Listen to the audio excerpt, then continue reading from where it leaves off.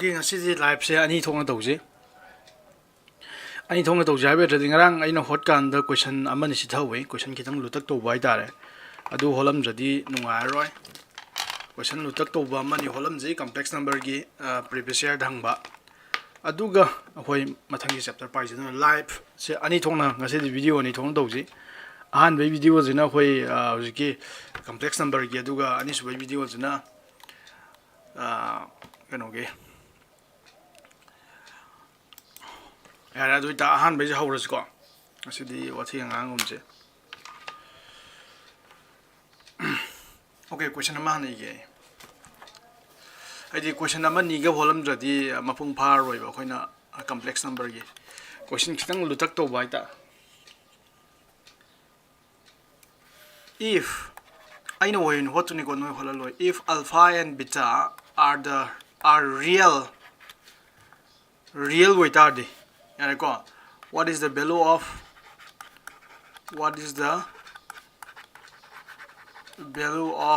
modulus alpha plus iota beta by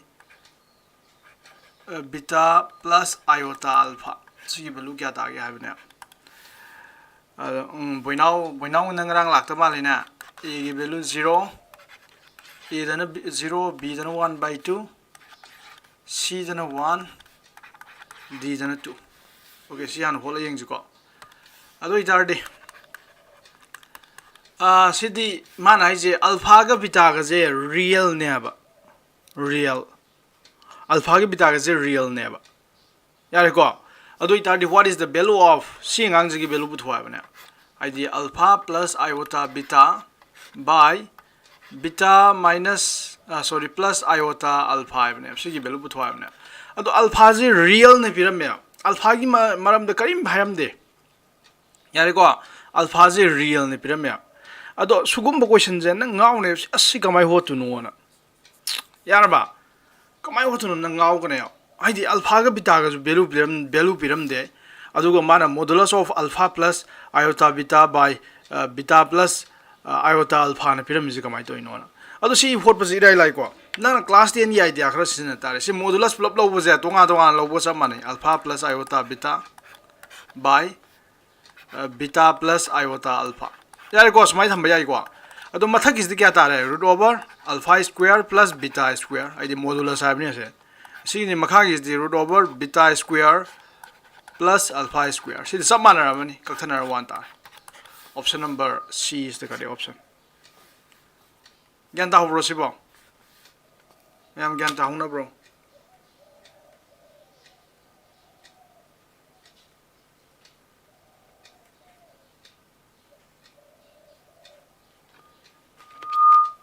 gyan ta hoy ko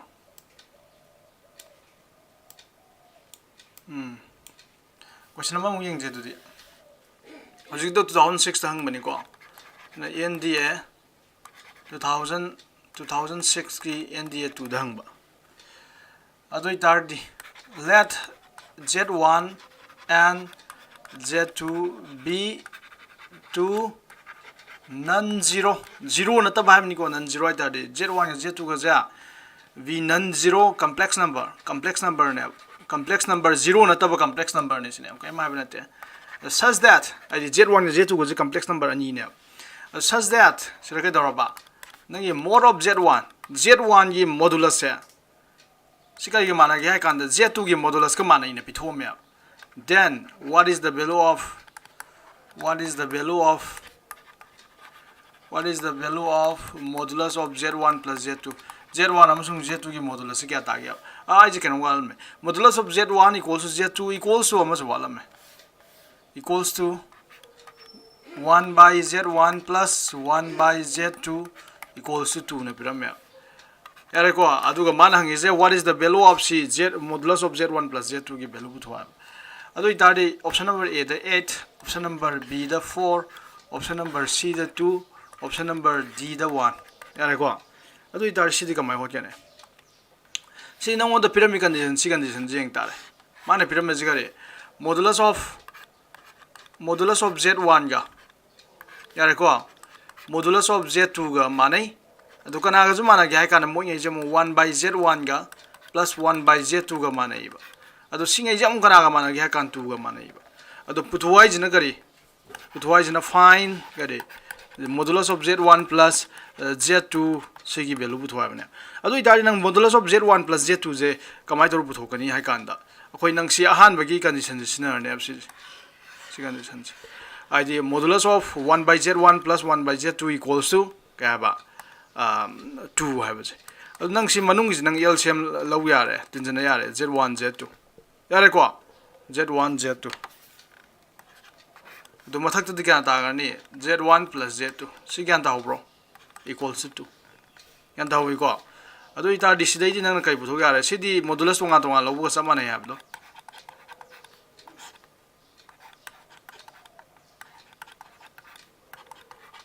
ado itari nang na right side ta so ama je right side sa kitari kya ta ra 2 into modulus of z1 modulus of z2 yare ko si ai ko ado itari di sidai di nang no phangi je modulus of z1 plus z2 je kya ga mana ra sinang class 10 da ning jang ko class 10 da koi chapter number 1 yil wem da tam ba do x y le bi je kai ga mana ba sa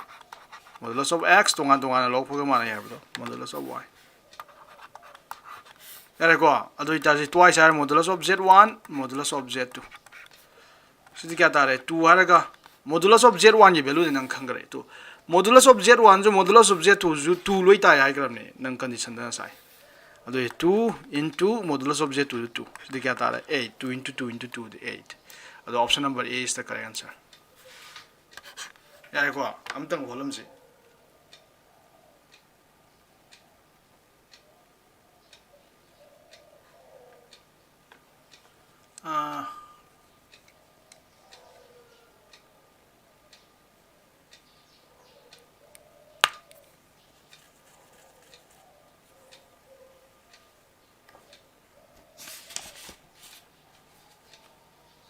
Ngarang homework pib the hours in the content of yams. Question number tanga. Ani bu yang yash.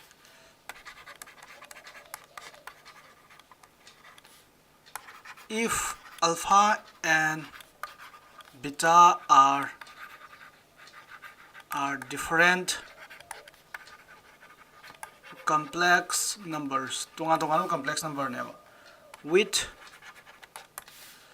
modulus of alpha ki value is 1 type yare ko alpha ga beta ga complex number ngata neba adu the alpha ba complex number je ma modulus se 1 type adu itadi what is alpha minus beta by 1 minus alpha into beta equals to sigi value buthong bane the a dana modulus of beta b dana 2 c dana 1 d dana 0 hai bane yare ko si jo hoche ma pyramid je kaino a ga b ga je different complex number na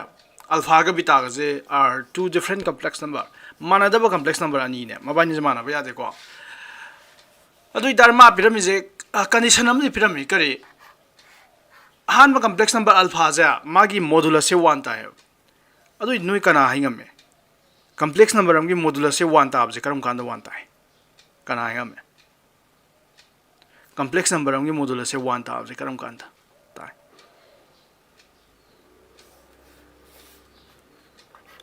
complex number alpha gi modulus 1 ta hai karam kanda gani alpha do kamai waram gani iota khatam wairamba ma natro alpha do iota khatang werama ba natragana or nangi alpha do 1 khatang werama ba asigi ju modulus log dali dum 1 ta jadro iota khatang ju 1 ta root over kai noi kanda alpha duna iota wai bai je alpha gi modulus ti kya ta do basa si iota is the 0 plus 1 iota ai ba samane adu ta root over 0 square plus 1 square si di kya ta ba root over 1 di 1 to alpha 1 ta is hai be thadi modulus 1 ta bai je complex number kana kana wai iota khatang weram ba yai 1 khatang weram ba yai natragana or minus 1 khatang weram ju yai nang square ka ka plus 1 sat ta do ni or kana weram ju yai minus iota ꯑꯣꯏꯔꯝꯕꯁꯨ ꯌꯥꯏꯕ ꯁꯤ ꯃꯌꯥꯝꯁꯤꯗꯒꯤ ꯑꯃ ꯍꯦꯛꯇ ꯑꯣꯏꯔꯝꯕ ꯁꯤꯒꯤ case ꯑꯍꯨꯝꯁꯤꯗ ꯍꯦꯟꯅ ꯂꯩꯇꯦꯕ ꯀꯦꯁ ꯃꯔꯤꯁꯤꯗ ꯍꯦꯟꯅ ꯂꯩꯇꯦꯕ ꯑꯜꯐꯥꯒꯤ ꯃꯣꯗꯨꯂꯁ 1 ꯇꯥꯔꯝꯕ ꯍꯥꯏꯁꯦ ꯑꯜꯐꯥꯗꯣ ꯑꯥꯏꯑꯣꯇꯥ ꯑꯣꯏꯔꯝꯕ ꯑꯃ ꯌꯥꯔꯦꯀꯣ ꯑꯜꯐꯥꯗꯣ ꯑꯥꯏꯑꯣꯇꯥ ꯑꯣꯏꯔꯝꯕ ꯑꯃ 1 ꯑꯣꯏꯔꯝꯕ ꯑꯃ ꯅꯠꯇ꯭ꯔꯒ -1 ꯑꯣꯏꯔꯝꯕ ꯑꯃ ꯅꯠꯇ꯭ꯔꯒꯅ minus iota ꯑꯣꯏꯔꯝꯕ ꯑꯃ ꯑꯗꯨ ꯂꯣꯏ ꯑꯣꯏꯕ ꯌꯥꯏ ꯑꯗꯨꯗ ꯅꯪ ꯁꯤꯒꯤ ꯂꯣꯏꯅꯃꯛꯇ ꯆꯨꯝꯒꯅꯤꯀꯣ ꯃꯥꯅ ꯄꯨꯊꯣꯛꯏꯁꯤꯗꯤ ꯀꯔꯤꯅꯣ ꯃꯥꯅ ꯄꯨꯊꯣꯛꯏꯁꯤꯗꯤ ꯑꯩꯈꯣꯏꯗ alpha minus beta by 1 minus alpha beta 하이버네 시기 밸류 부터 하이버네 야래고 시기 밸류 부터 하이버네 अदुदी अखोइसे अखोइ होटप याई कमाइन होटप यागे हाइ कांदा मथकी जे कना तारनी नंग अल्फा जे आयोटा ओइन लॉर्जु याई 1 ओइन लॉर्जु याई -1 ओइन लॉर्जु याई माइनस आयोटा ओइन लॉर्जु याई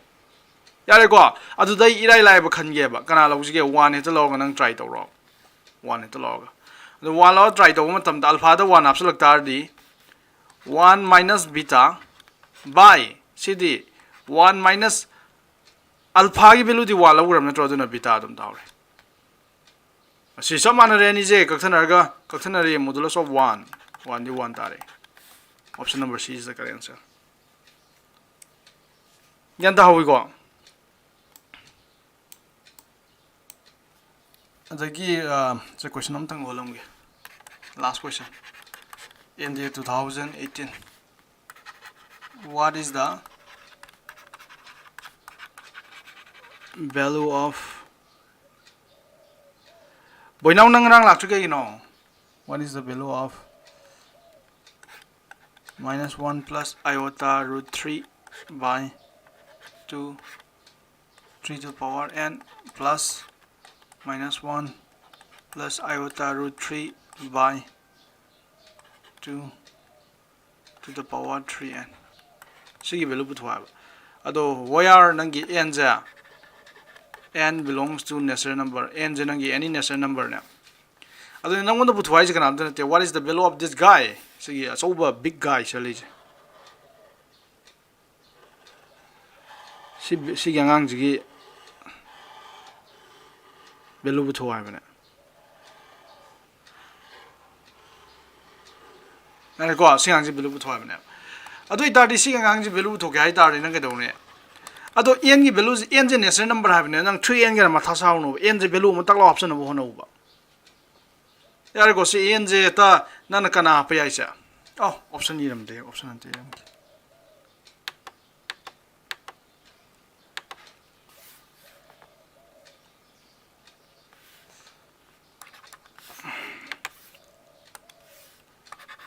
A da this is modulus A da 0 and A da 3 option number A da 3 option number B da 2 option number C da 1 option number D da 0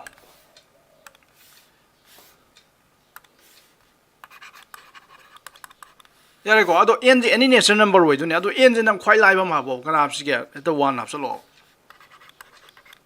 यारे को अंक होबो थुनमनी नंग थुनो तब यादे 1 option तारी क्या तारे -1 plus iota root 3 by 2 to the power 3 into 1 to 3 तारने plus -1 plus root over iota root over 3 by 2 to the power 3 सिगी value बुथो को सब मानै बा सी वैल्यू बुथो आइज यारे को अदो इतार सी कई ताराने नंग ए कनो फॉर्मूला पालानी करी a plus b whole cube की फॉर्मूला पालानी a plus b whole cube जी क्या था है बा a cube plus thrice a square b plus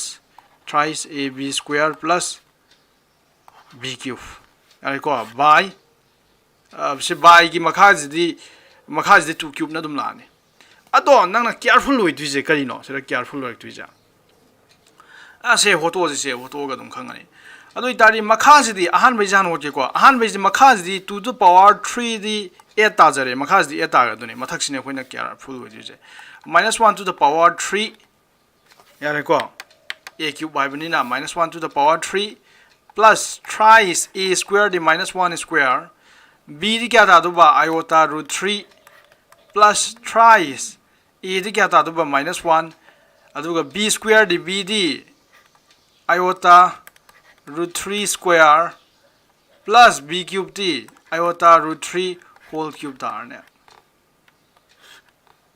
सिगेन तारे को aduga ngakho manung lay angani sap mana male manung lay angani sap mana ye sap mana adi singangani sap mana do se singangani sap mana ye adui dari sap mana ba ni tinjana bai di se x plus x se kya ta ge sap mana ba ngani tinjana di twice x ta draw adu sap mana na singangani sap mana ba ni ni adu into 2 thamak ko sap mana re yan da brain hai ningi ja aduga ama khatang hi hol ya re sina ama gi ne yare ko asi 2 na ka ya re sira 4 da re adu -1 cube t -1 da re yare ko -1 cube t -1 da re aduga si -1 square di +1 da re aduga 3 point da di +3 aduga selai je √3 si puinak tu ne abtu √3 ga aduga iota id 3 √3 iota da hore adu cd 3 ga -1 ga di -3 da re ko -3 aduga sira iota am yauri ko iota square ji ga di kya da re iota square di -1 ne si minus ga phugai na plus da re aduga √3 square di 3 da re aduna 3 into 3 aduga sira iota cube di kya da ba iota cube di minus iota ni yare ko iota cube ti minus iota ni adu di minus iota 3 √3 si yan da wi ko yan da bro si bo yan da drama le kon te ying ji ko minus iota cube ti kya ta ba sorry -1 cube ti -1 ta re si ngai ji puri na yang wa ban ta mu na 3 into -1 square di +1 ta am ni adu 3 puri na ta 3 adu se le uje iota √3 le hori adu ni du ni to √3 iota na last thamak pa ni adu next sigi puri na bjine sigi di sigi sira iota am yauri adu whole square am yauri iota square di -1 ni sigi -1 se puri na plus ta ga adu ne i mamang da se plus thamai je adu ko le mo je 3 le mo re adu ga amana kari amana singang ji kana no singang ji di √3 square ne √3 square di 3 adu na 3 into 3 le hori adu sigi mo yeng je song last yang ang je iota cube ti kya ta ge iota cube morang to give do iota cube ti iota square into iota bani iota square -1 adu itari minus iota ta ho ne adu ne ne minus iota tha me ere ko adu ko √3 cube ti kya ta ba √3 cube ti kya ga sama ne be se jo √3 square into √3 ga sama ne ere ko √3 cube se kana ga ma ne ba √3 square into √3 ga sama ne ba de √3 do hum lok puri na ko ne square am thame adu square ga thana ga 3 da na 3 √3 da adu ne si 3 √3 adu ga minus iota adu ga minus iota je si je nang na som no thama ju ya adu ga si iota se thama ju ya yare ko adu ita nang si ni ga thana ya re amana plus 3 √3 iota si na minus 3 √3 iota yare ko ga thana hai adu ga hojik ta hori ga dor ba si -1 ta re sorry top color amni ge ko -1 ta re adu cd 3 3 and 9 plus 9 by 4 cd kya ta ba 9 minus 3 9 minus 1 kya ta ge 8 by 4 c 2 ta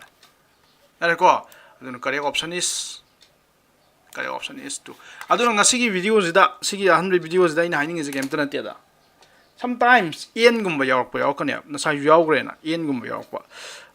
he na lu ra ko matang hai ta en gum ba yaw nang matha sa ne ba adu en do nang na cham ba en am lo slo sira en je man ne serial number ne ha mi na 0 lo bu dia tra ya ko adu si question je en sung han ga da en ja 0 lo bu ju ya de mal en je piram de en ja integer na piram ga ni se si question je am line khot pa ju ya ba aina sira question ja sumaina en je ne serial number ne ha na to cha adu ne serial number ne ha je lan mali ko aina question je lan i ba mali en ja kaino ne integer right the mal integer ne z sumaina z integer right the mal en the integer vector the en gi value 0 lo ba ya re ba ya re ko si sang no hot le du sak pu de en je ne serial number ne hai ta nang sumaina en gi value 1 lo ra ga icham cham ba 1 lo ra ga hot ya re adu en gi value je integer ne haram tar ba adu tar en gi value nang 0 lo ra ya re en gi value 0 lo ka ne si kya ta ni si manung ji thamning ba thamo 3 into 0 di 0 ta ga ni plus si thamning ba thamo 3 into 0 di 0 anything to the power 0 is kya ta ge 1 any number to 0 power ka 1 ta ko plus any number to 0 power ka 1 ta du 2 ta answer cha Zakir kano to yarbo comment pi yarbo nang youtube to update to du gi ngene ꯒ꯭ꯌꯥꯟ ꯇꯥꯔꯕꯣ ꯁꯦ ꯁꯤ ꯀꯣꯏꯁꯟꯁꯦ ꯍꯩꯔꯗ꯭ꯔꯣ ꯑꯝꯇ ꯍꯥꯏꯅꯔꯣ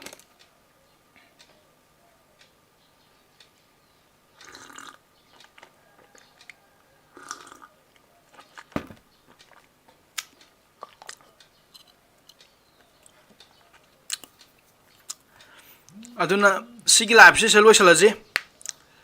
ꯑꯗꯨꯒ ꯁꯤ ꯂꯣꯏꯁꯤꯟꯕ ꯅꯠꯇꯦꯀꯣ ꯑꯩ ꯂꯤꯡ ꯑꯃꯒ ꯊꯥꯔꯛꯈꯤꯅꯤ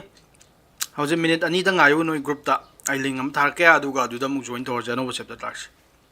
Okay, see you in the next video.